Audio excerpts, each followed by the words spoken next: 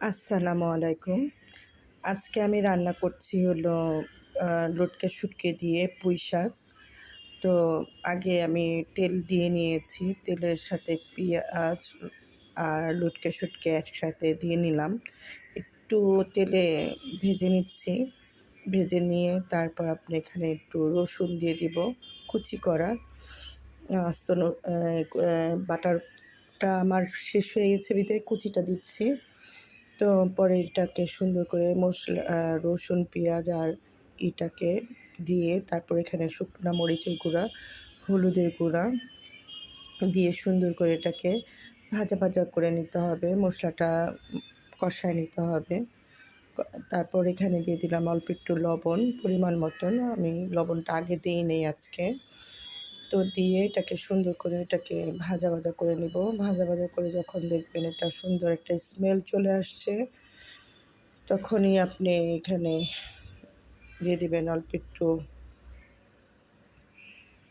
ভালো করে স্মেল চলে আসার পর নাড়াচাড়া করে আবার একটু করে নেবেন।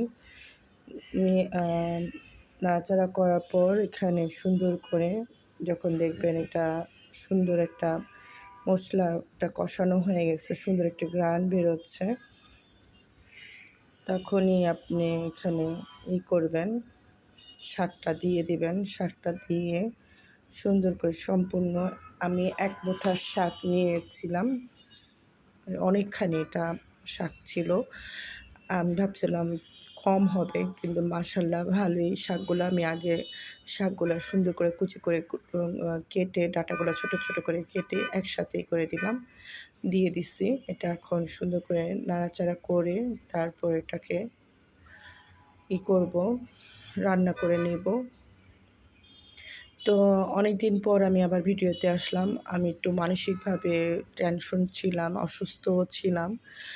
পারিবারিকভাবে একটু মানে ঝামেলায় ছিলাম। এর জন্য অনেক দিন যাবৎ আমি ভিডিও দিতে পারি নাই। তার জন্য আন্তরিকভাবে দুঃখিত সবার কাছে।